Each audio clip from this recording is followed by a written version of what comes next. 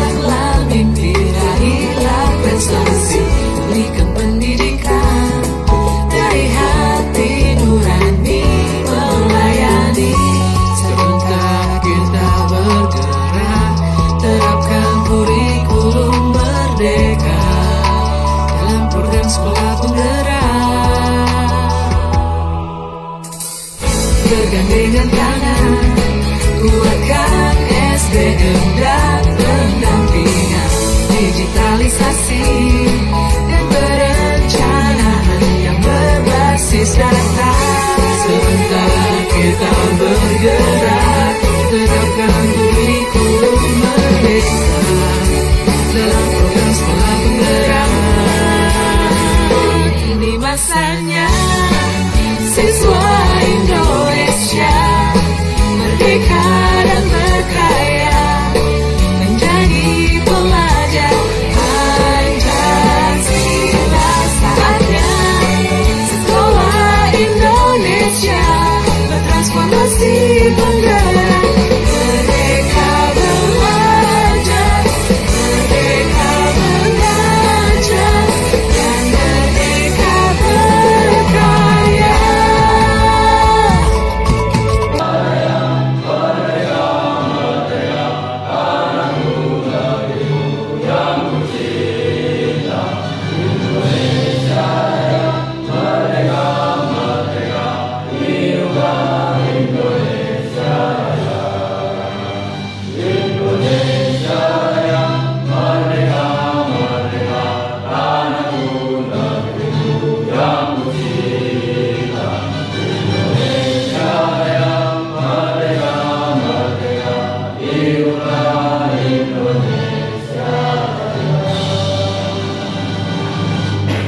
Hadirin disilakan duduk kembali.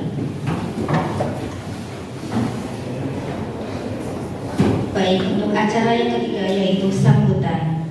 Sambutan yang akan disampaikan dari Bapak Wakakurikulum Bapak Abdullah. Kepada beliau kami persilakan.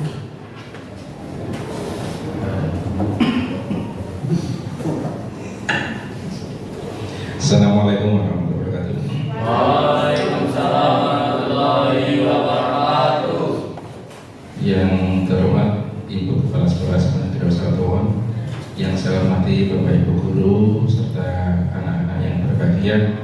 Pertama-tama marilah kita senantiasa memanjatkan syukur kita kepada Allah Subhanahu wa Ta'ala karena banyak sekali nikmat yang diberikan oleh kita, sehingga alhamdulillah pada saat ini kita masih diberikan kesempatan untuk bertemu di tempat ini. Salawat dan salam mudah-mudahan senantiasa kita nimbahkan kepada junjungan Nabi Agung Muhammad SAW. Karena itu berkaitan dengan acara tadi yang sudah disampaikan bahwa permintaan aset itu memang sangat penting bagi kita, terutama saya sendiri yang mungkin masih awam tentang aset itu. Semoga nanti dengan penggunaan aset ini yang pertama bisa membantu kita terutama pada saat aset untuk mengetahui sejauh mana aset yang kita punya, kemudian sejauh mana aset itu bisa kita memanfaatkan untuk kemajuan SMA Negeri Suatu Bangun. Karena mungkin banyak sekali aset yang ada di SMA tetapi belum bisa kita manfaatkan secara maksimal. Contoh misalkan nih, aset yang ada di kelas ini, classroom yang dulunya sudah kita setting sedemikian rupa supaya nanti per kelas bisa masuk, semua guru bisa memanfaatkan, tetapi kenyataannya sampai saat ini masih belum kita manfaatkan secara maksimal. Meskipun banyak kita gunakan pertemuan seperti ini, tapi dalam kenyataan proses belajar mengajar itu masih belum kita manfaatkan. Maka harapan kami nanti semoga dengan pemetaan aset kemudian kegunaan aset itu sendiri dapat kita ketahui secara bersama-sama, maka itu dapat menumbuhkan semangat kita menggunakannya dan sekaligus dapat menumbuhkan pendidikan yang ada di SMA Negeri Satuan. Kemudian terakhir saya ucapkan selamat pada JGB karena ini merupakan salah satu program yang harus dijalankan supaya nanti untuk kelulusan lain dapat berjalan dengan lancar. Terima kasih, itu saja yang saya berikan. Assalamualaikum warahmatullahi wabarakatuh.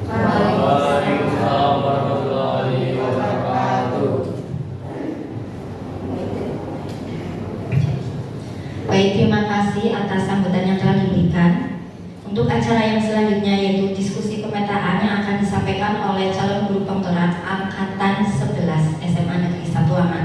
Kepada yang bertugas kami persilakan.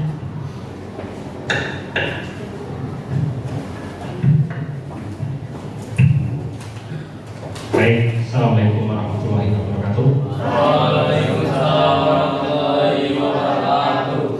Yang terhormat Kepala SMA Negeri 1 Aman, Asyik Asyik, yang kami hormati PRT Kepala TU, yang kami hormati Wakil Kepala Sekolah, mulai dari kurikulum, kesiswaan, sarpras, humas, serta Bapak Ibu pengurus Kombel ya, Kombel Bubergah SMA Negeri 1 Aman, serta Bapak Ibu guru semuanya, serta adik-adik, serta siswa perwakilan dari OSIS sudah hadir di sini. Semoga kita senantiasa dalam keadaan sehat walafiat. Alhamdulillahirobbilalamin wassalatu wassalamu ala asyrofil anbiya'i wal mursalin sayyidina wa maulana Muhammadin wa ala alihi wasallam. Amma ba'du. Puji syukur Bapak Ibu, di siang hari ini kita masih diberi kesempatan untuk bisa berkumpul dalam rangka diskusi mengidentifikasi secara kolaboratif bersama warga sekolah lainnya tentang aset atau kekuatan atau sumber daya yang dimiliki sekolah. Ini sekaligus tujuan dari diskusi siang hari ini. Seperti itu Bapak Ibu. Yang kedua, tak lupa salam dan salam senantiasa tercurah pada junjungan Nabi besar Muhammad. Bapak Ibu yang kami hormati, untuk mengawali diskusi ada pertanyaan pemantik Bapak Ibu.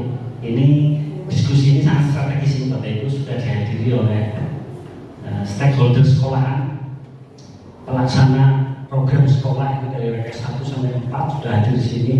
Kemudian KTU, unsur bendahara juga ada, siswa juga ada. Monggo Bapak Ibu, ini ada satu atau dua pertanyaan. Kira-kira menurut Bapak Ibu, ya, menurut Bapak Ibu itu faktor yang mempengaruhi ekosistem dalam sekolah itu apa ya? Ini pemanasan. Ini sangat menarik sekali. Sudah ada Pak Joni mungkin mau menyatakan. Kalau menurut saya salah satu faktor yang mengatur ekosistem di sekolah itu satu murid. Ya, ya. Jadi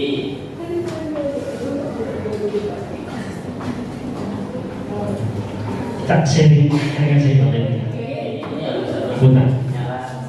salah satu. Jadi yang pertama adalah murid ya. Sekolah ada itu karena memang adanya murid, sehingga murid di situ adalah bisa belajar dengan baik di sekolah. Kemudian selain murid itu juga ada Bapak Ibu guru yang mengajar. Bagaimana mungkin ada siswa ataupun murid tetapi di situ tidak ada Bapak Ibu guru yang mengajar. Nah kemudian terkait dengan itu juga ada sarana prasarana, ada gedung sekolah, ada fasilitas pembelajaran, sehingga siswa Bapak Ibu guru dalam proses pembelajaran di sekolah itu bisa berjalan dengan baik. Di samping ada faktor-faktor di dalam ekosistem di sekolah tersebut mungkin nanti bisa disampaikan oleh Bapak Ibu guru yang lain. Mungkin itu yang bisa saya sampaikan. Terima kasih Pak. Baik, terima kasih Pak Joni selaku Wakil Kepala Sekolah Bidang Sarpras yang sudah menyampaikan tadi ada siswa, ada guru, kemudian ada sarana dan prasarana. Oh yang lain Ibu. Oh Budian, silakan Budian. Terima kasih. Sama halnya dengan biologi, mungkin di dalam biologi ada ekosistem gitu. Ada, ya. Ada ekosistem itu kalau tidak salah ada dua jenisnya, yaitu ekosistem biotik dan abiotik ya. Sama seperti di sekolah juga kita ada dua, yaitu yang biotik tadi mungkin beberapa sudah disampaikan oleh Pak Joni gitu ya. Biotik itu apa ya Bu Ira?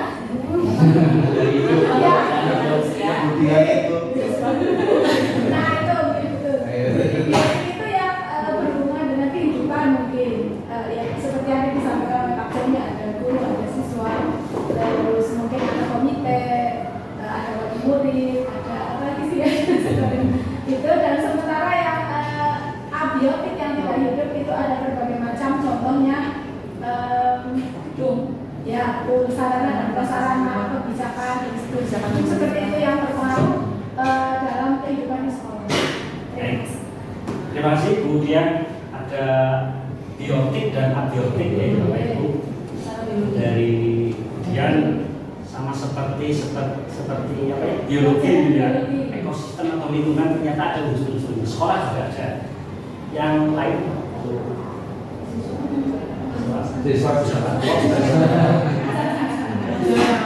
silakan Mas. Ini pengajaran biologi. Sekolah juga ada unsur-unsur.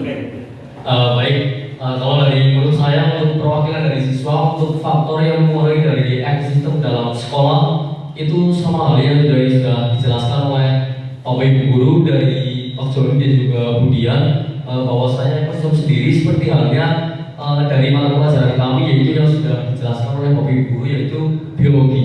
Jadi ekosistem sendiri itu seperti halnya kehidupan yang ada di sekolah. Seperti halnya sekolah membutuhkan upaya dari murid dan sekolah juga membutuhkan peran guru untuk mengajar diri murid. Dan dibalik itu juga untuk memenuhi dari kehidupan siswa maupun murid dalam sekolah yang terutama adalah fasilitas yang terdapat di lingkungan sekolah. Seperti halnya sarana prasarana baik di ruang kelas yang mungkin kita gunakan untuk dalam sistem pembelajaran dan juga seperti halnya laboratorium komputer dan sebagainya akan kita gunakan untuk di kehidupan dalam sekolah. Mungkin itu saja saya. Terima kasih Mas Dimas selaku. Tepuk tangan Bapak Ibu. Baik, next. Apa yang mempengaruhi? Ternyata kalau di PGP itu ada dua faktor internal dan faktor eksternal. Jadi Bapak Ibu tadi sudah sangat betul sekali, sudah menuju ke poin-poin itu. Jadi faktor internal di sini meliputi kepemimpinan sekolah, kemudian ada guru dan tenaga pendidikan, berarti karyawan. Yang ketiga ada kurikulum dan metode pembelajaran. Yang keempat sarana prasarana. Yang berikutnya ada budaya sekolah. Ini yang internal. Kemudian yang faktor eksternal Bapak Ibu, pertama dukungan orang tua dan komunitas, kemudian kebijakan pemerintah, lingkungan sosial dan ekonomi, kemudian ada teknologi inovasi, kemudian ada lingkungan fisik. Ini salah faktor yang mempengaruhi sebuah ekosistem di sekolah itu ada dua hal ini Bapak Ibu. Jadi yang disampaikan oleh tadi Bapak Ibu, Pak Joni, kemudian dan Mas Dimas ini sudah tercover di sini ya, semuanya sudah sesuai kita itu. Kemudian next, yang kedua Bapak Ibu, yang pemantik yang kedua terakhir, menurut Bapak Ibu dan siswa, sumber daya aset sekolah seperti apa? Jadi di dalam sebuah komunitas sekolah Bapak Ibu itu ada sumber daya yang perlu kita berdayakan, yang perlu kita kembangkan. Kira-kira menurut Bapak Ibu atau siswa yang ada di sini itu seperti apa? Saya ini saya review Bapak Ibu, pasti Bapak Ibu itu sudah berpengalaman ya senior lah, bukan termasuk menurut ini. Saya saja. Siapa yang siapa? Terima kasih Pak Aziz. Sekedar mungkin ya menambahkan. Yang dimaksud dengan aset di sini tentunya selain fisik yang ada, juga aset dari keluarga sekolah sendiri, termasuk juga adalah input dan outputnya. Inputnya seperti apa, nanti outputnya seperti apa. Itu mungkin jadi sumber aset atau daya di sekolah kita. Itu yang ingin saya sementara. Mungkin yang lain saya tambahkan. Input seperti apa, kemudian outputnya. Jadi ya ketika melaksanakan sebuah program sekolah pastinya harus melibatkan aset atau modal gitu. Bahwa yang lain, Bu Aziza silakan.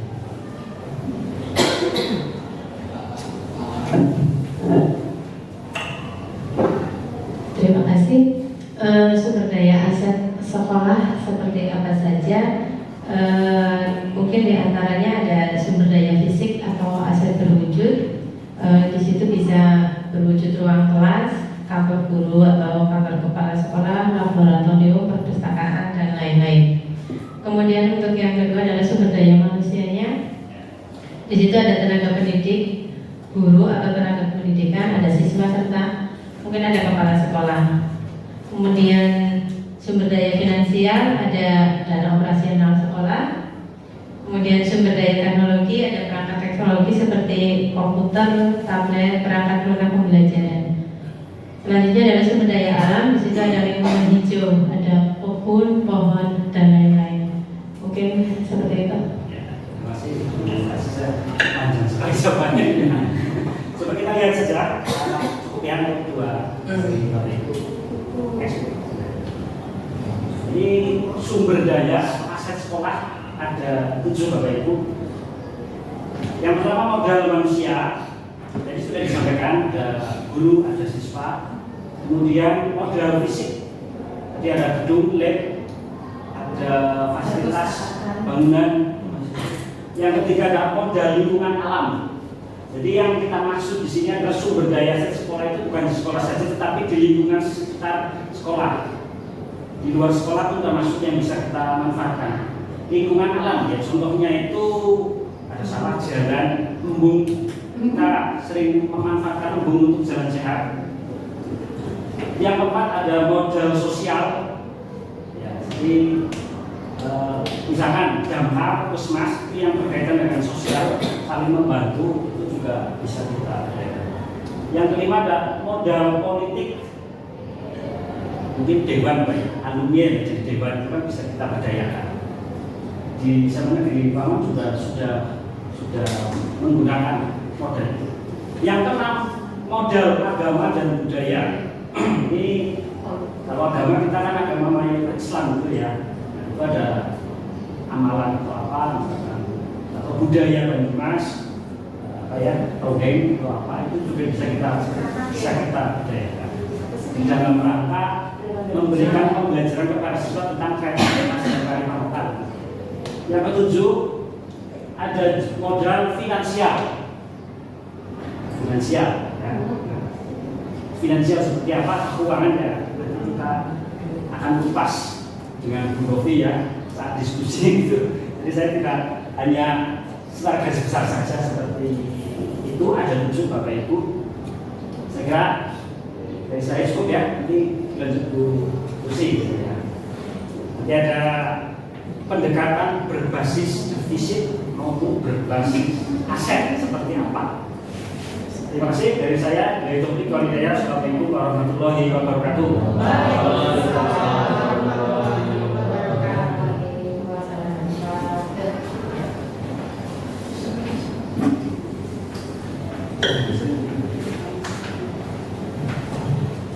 Assalamualaikum warahmatullahi wabarakatuh.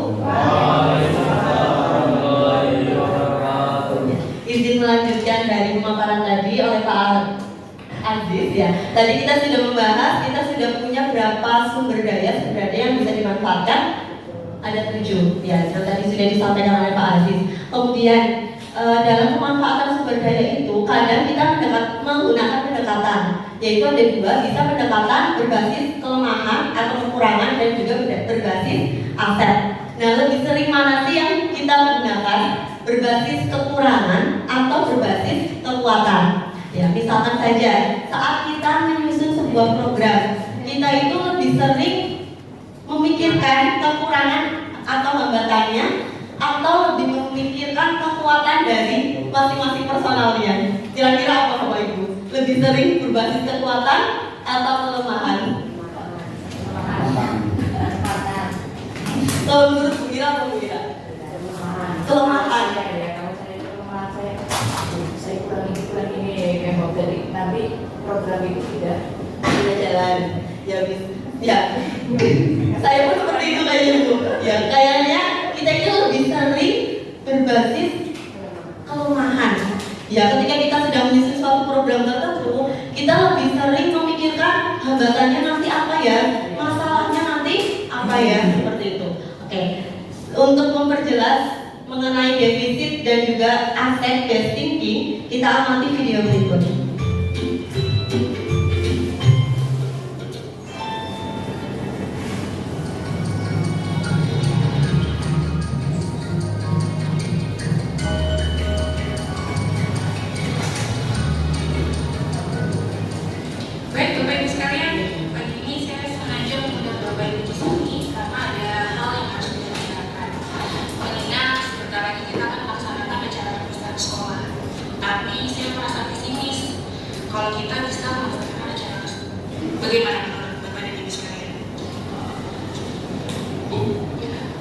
kita meminta bantuan dari wali murid, kayaknya agak susah Bu.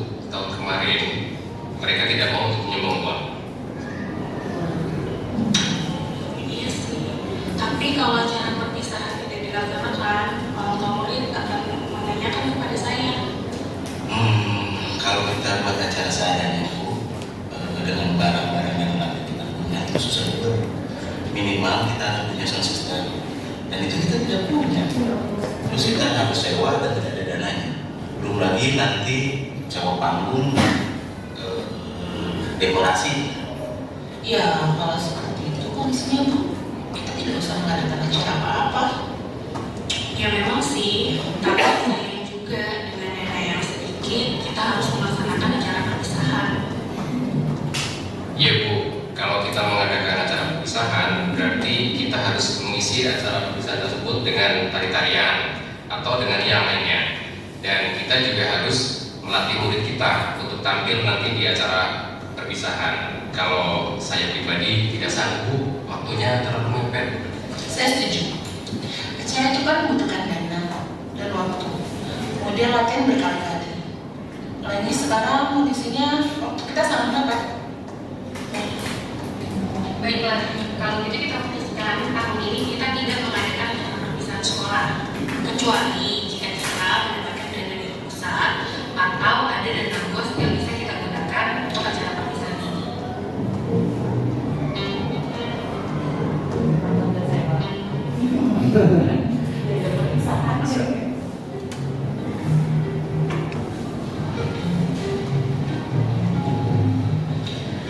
Baik Bapak dan Ibu Guru, mengingat sebentar lagi kita akan mengadakan acara perpisahan sekolah, dan sebagaimana diketahui bersama, kita memiliki anggaran yang tidak cukup banyak.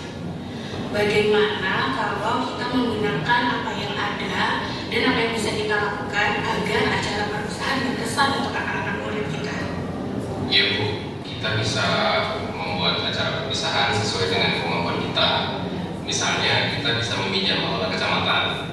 Kebetulan ada orang tua wali murid kelas 6 sebagai pengurusnya. Nanti saya akan tanya bagaimana prosedur untuk meminjam aula tersebut. Boleh juga tuh Pak, bagaimana dengan dekorasi dan panggung? Untuk kebutuhan itu sudah saya catatkan sini Bu. Yang pertama itu untuk panggung, nanti kita bisa menggunakan meja-meja kelas kita susun jadi panggung untuk bisa. Nah, untuk aula itu kalau Pak Puji bisa pinjam yang di dekat sekolah itu lebih mudah Bu. Jadi anak-anak kelas 6 bisa kita minta bantuannya mengangkat meja-meja itu ke aula. Nah terus yang ketiga Bu, untuk dekorasi sama hiasan bunga kita bisa pinjam ke guru-guru yang lain, atau kalau masih kurang kita bisa pinjam ke orang tua siswa Bu. Terus pita itu ada Bu, anak-anak kita yang bikin pita untuk keterampilan itu bisa kita gunakan. Nah untuk balon itu kebetulan Bu, tahun lalu kan masih ada sisa, jadi kita bisa gunakan balon itu untuk tambah dekorasi acara ini. Saya juga begini dulu untuk kostum. Bagaimana kalau kita menggunakan seragam anak-anak yang ada? Kemudian hiasan bajunya kita bisa menggunakan kaligrafi yang rumahnya, dan bisa kita susun juga kemudian dari situ. Untuk hiasan kepala kita juga bisa pakai daun, seadanya yang ada di kebun. Kemudian kalau masih repot sih kita menggunakan karton dan bentuk sendiri yang boleh. Untuk konsumsi, bagaimana kalau kita melibatkan orang tua murid untuk menyumbangkan kue-kue kering yang nanti disajikan untuk mereka juga? Bisa Bu, itu Bu, mereka boleh menyumbang sesuai kemampuan mereka tentunya. Oke, baiklah. Saya sangat senang sekali dengan ide-ide Bapak dan Ibu guru sekalian. Ayo kita buat acara perpisahan ini menjadi berkesan buat anak-anak dan orang tuanya juga.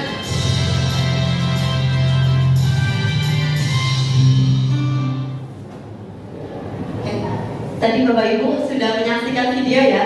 Yang satunya adalah pendekatan berdasarkan kelemahan atau kekurangan. Yang video selanjutnya tadi adalah berdasarkan kekuatan. Ya.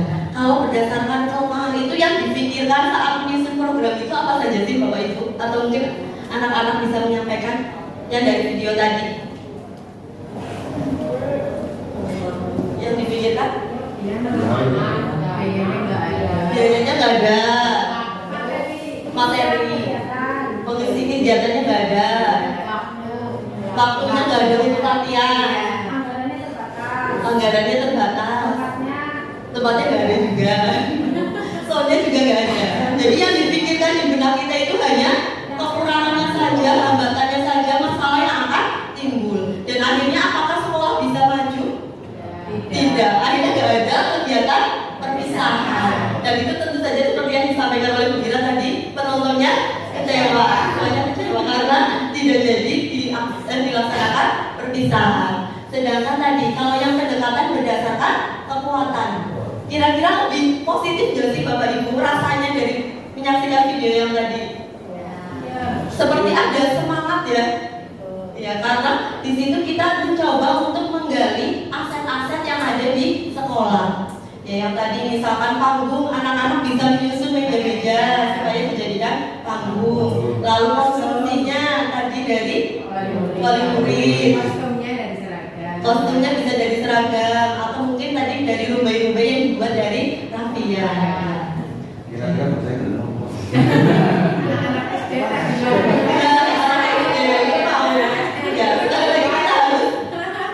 Berbasis kekuatan Pak, jangan berbasis kelemahan.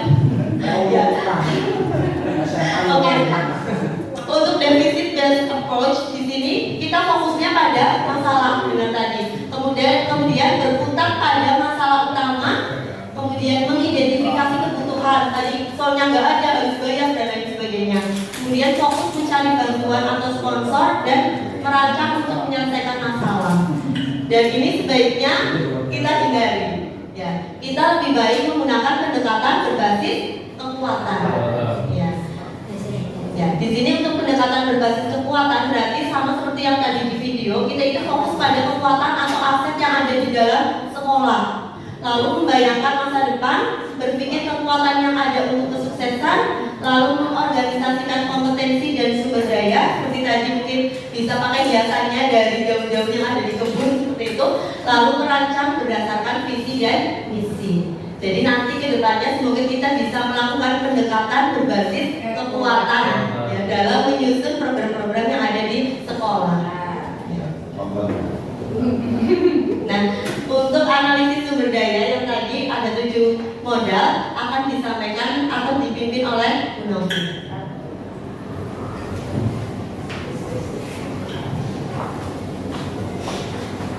Oke, Bapak Ibu yang saya hormati dan anak-anak yang berbahagia, izin melanjutkan diskusi selanjutnya. Tadi yang saya dipimpin oleh Pak Saiful Aziz dan Ibu Luciana. Selanjutnya adalah tentang aset atau modal. Ya, bahwa tadi ada 7 aset atau modal nih. Mungkin ada yang masih ingat, Mas Dimas masih ingat tadi yang pertama apa Mas? Ya, kan tadi bukan gitu ya. Apa Mas? ada aset manusia terutama. Ya. Terus yang kedua juga ada aset finansial. Terus ada aset politik, aset agama atau budaya. Terus juga ada modal sosial. Terus ada lingkungan alam.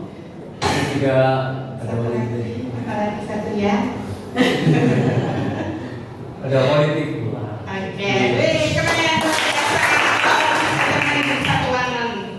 Terima kasih. Tadi ada 7. Bisa dibuka Pak? Ada aset manusia, itu ada siswa. Kita itu punya siswa sejumlah 1068 kurang lebih hitung ya. 1068 siswa dari beragam ya budaya, lingkungan, pokoknya macam-macam. Kemudian ada guru kita punya sekitar 55. Oh iya, ada karyawan berapa nih Bu Humas?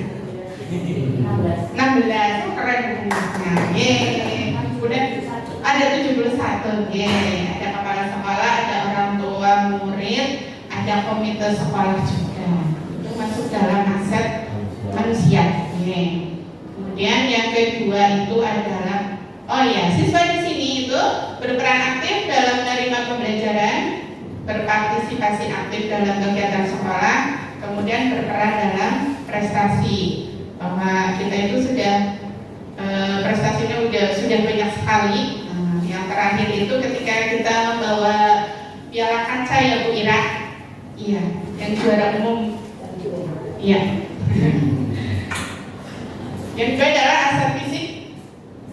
Ada ruang kelas, ruang laboratorium, ada ruang organisasi siswa, ada ruang seni, adiwiyata, PSB, kemudian ada ruang UKS, ada lapangan basket dan takraw, ruang KS, bakal, TU Perpus, ada ruang parkir motor.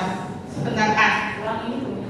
Iya, di sini ada kelas matroom, kelas matroom, classroom. Ya, bentar Pak. Di situ tuh ada PSB, tapi tidak semuanya tahu loh Pak. Hah? PSB-nya sudah nggak ada Pak. Oh iya, diganti itu berarti nih smart classroom. Ya. Oh lab biologi. Oke, terima kasih Pak koreksinya Pak. Ruang musik. Oh iya, iya protes Pak. Ada ruang musik Pak. Ruang kaca. Ruang kaca ruang hobi kan? Ya. Ya berarti nanti ditambahkan nih Pak. Ada ruang yang di atas Pak, yang bagus sekali itu. Ada ruang pika di atas. Kamu nggak protes Mas? Ada ruangan kamu yang disebutkan. Organisasi siswa. Oh iya iya. Makin itu ruang apa? Belum ada. Terima kasih Pak. Iya itu yang baru sama diprotes Pak. Ruang BK. Oke. Kantin belum kantin. Kantin Pak. Ruang parkir. Perpustakaan belum juga. Ya, terima kasih. Ya makanya salah satu fungsinya kita berkumpul ternyata begitu ya, saling mengkoreksi. Ya, terima kasih. Selanjutnya adalah aset lingkungan. Ya, di sini ada taman sekolah, ada embung desa, ada jalan desa. Mungkin ada lagi yang lain yang belum disebutkan. Sawah, ya. Sungai. Ada Pak ada sungai.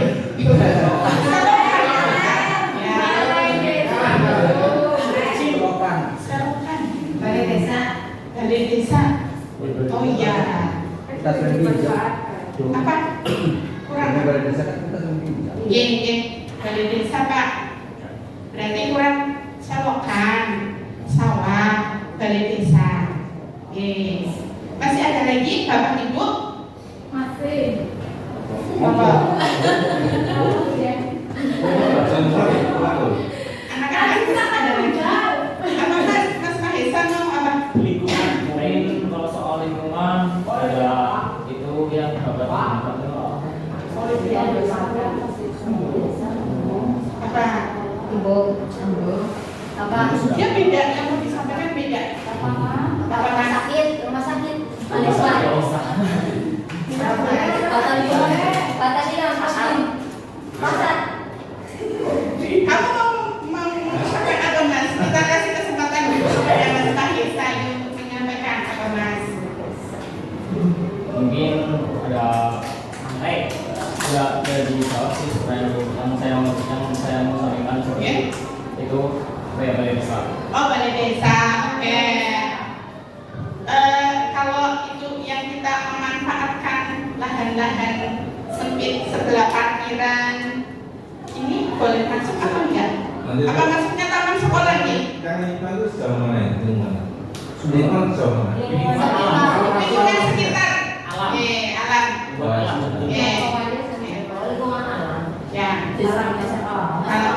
Tapi sekitar Sekitar sini Mbak E. Itu kolam renang. Oh iya. Oke, kolam renang. Itu aja. Ya. Gimana? Yang dimanfaatkan oleh sekolah nih. Masjid Saka Tunggal. Oke, masuk. Ya. Kita ada aktivitas. Bebas Bujana. Ya, mari ikut. yang di Komando Gembira. Apa? Sultan Binus Sawangan. Kemarin buat ganti tamu. Oke, masuk. Bukan, itu masih sekitar. Berarti maksudnya Kabupaten nih. Sudah meluas ya Pak? Terlalu meluas. Iya. Kita Ikon sekolah aja berarti. Berarti HPS enggak? Ya udah enggak. Maksudnya itu kalau tidak salah daerah di sekitar kita yang masih bisa yang sering kita pakai gitu. Setidaknya kita sering menggunakan daerah sekitar itu untuk aktivitas sekolah. terima kasih Dian. Selanjutnya adalah tentang asal agama atau budaya, bahwa kita itu terdiri dari agama Islam, Kristen, Katolik. Betul Pak Daniel? Yeah. Katolik ada nih Pak? Yeah. Kemudian ada kesenian lengger, ebek. Kalau nggak salah kemarin itu yang ebek itu yang di Ranjingan ada loh Pak. Yeah.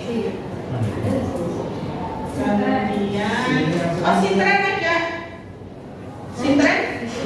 Kemarin itu ada anak tidak masuk, kata teman-temannya ikut nyintren gitu. Kelas 12. Gimana? Potongan? Boleh. Lengger, bebek, sintren, potongan. Hadroh. Wis, ada dong. Ya ini ada suhunya di sini Pak.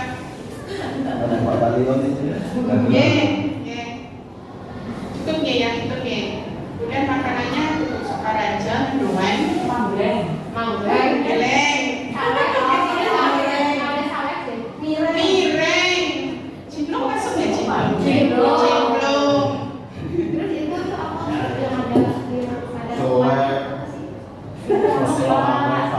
Sate, banyak sekali.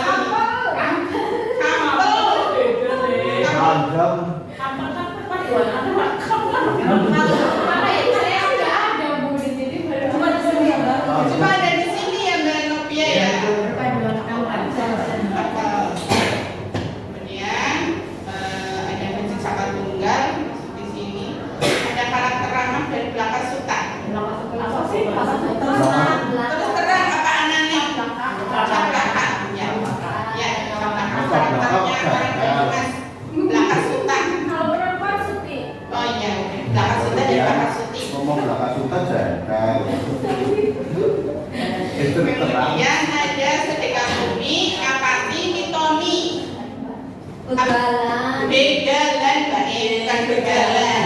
Ya, begalan. Kamu belum ya? Sabar ya. Ini ada yang mau menyampaikan? Nambahin? Yang budaya ini apa? Yang di sekitar lingkunganmu ada apa? Baru wajahnya ada apa nih? Ada apa? Ini sih bukan. Sama ya? Oh, nggak beda jauh. Lingkungannya nggak bisa ngomong. Bulan ada ini ketongan, sintren, terus Wayang Wayang komplit ya Mas. Wayang itu sudah nggak? Oke.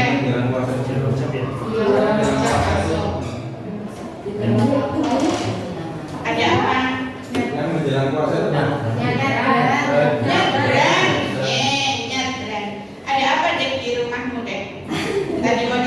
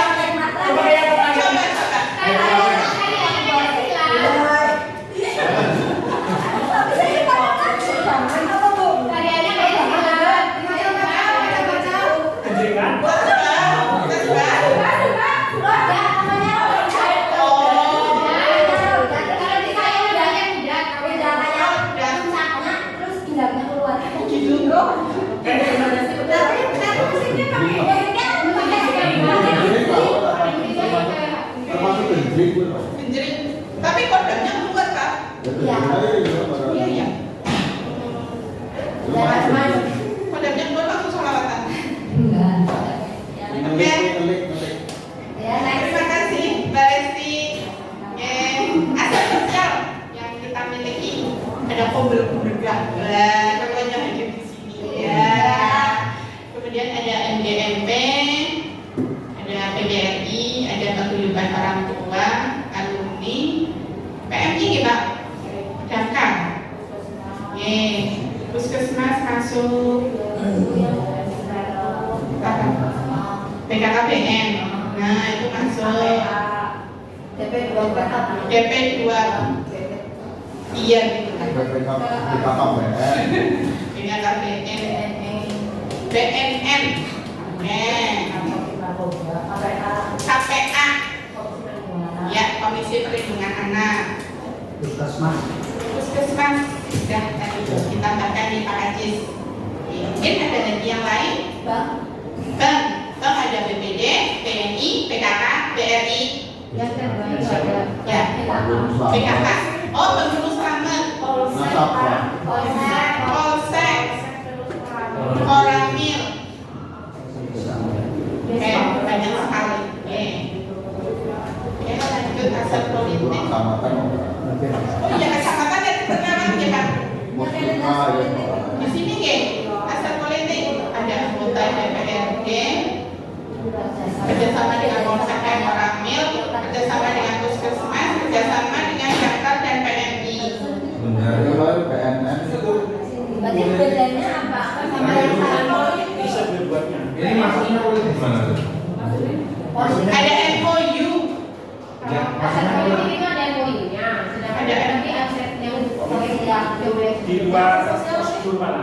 Di luar prosedur yang bisa mempercepat program urusan lebih apa ya? Ada tentu DPR membantu bahkan politik partai politik itu bukan maksudnya. hubungan kan ada perpisahan atau ulang tahun itu anggota dewan itu politik. Sedangkan kalau PMI politik itu gimana? apa yang aset politik itu yang ada Ada negosiasi. Ya kan, misalnya yang kita itu ada donor darah.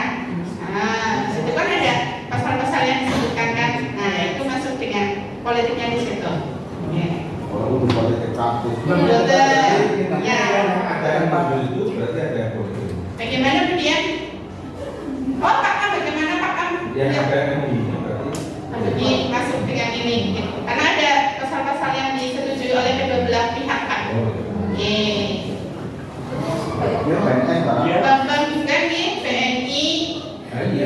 Iya. Kalau menurut saya salah satu aset politik itu masalah hubungannya sama kebijakan. Kebijakan sekolah yang berhubungan dengan kebijakan yang diambil sekolah, entah itu hubungan internal maupun eksternal, entah itu mungkin hubungannya dengan enggak yang dimain bukan politik praktis bukan, tapi bukan politik praktis yang itu lah maksudnya partai politik bukan, tapi politik ini dihubungkan dengan kebijakan-kebijakan yang akan diambil sekolah untuk ke depan, untuk mengarah sekolah ke depan. Misalkan aset politik yang kita miliki, yaitu tadi contohnya hubungan itu dengan instansi luar atau kebijakan-kebijakan sekolah yang ke dalam, misalkan mungkin mengembangkan sekolah kemana. Jadi asumsinya bukan ke politik praktis, hanya kebijakan sekolah yang digunakan untuk mengembangkan sekolah lebih baik lagi. Terima kasih Dian. Ya, gimana? Bisa, ya. Kan itu menyangkut dengan kebijakan sekolah juga di situ. Aset finansial. Nanti saya minta koreksi Pak Vicky selaku Menteri Keuangan. Nah, kan itu. Oh iya, BOP nih. Yang bos nih Pak. Oh, Bosda. Iya, BOP.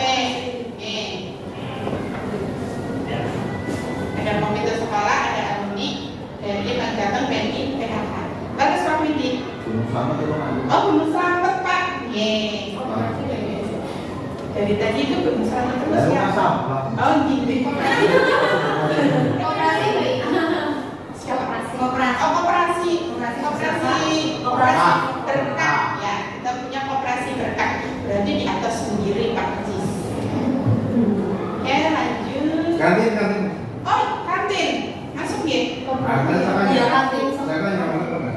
Boleh, ada aset finansial di situ.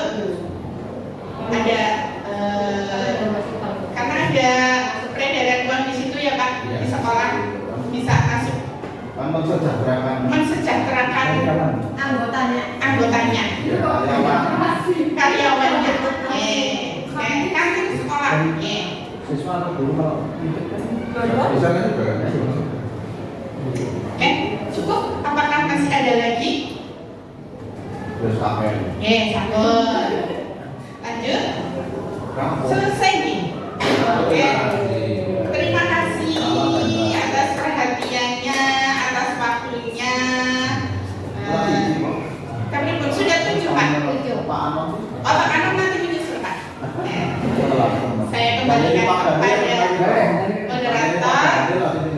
Mohon maaf atas segala kekurangan. Assalamualaikum warahmatullahi wabarakatuh. Waalaikumsalam warahmatullahi wabarakatuh.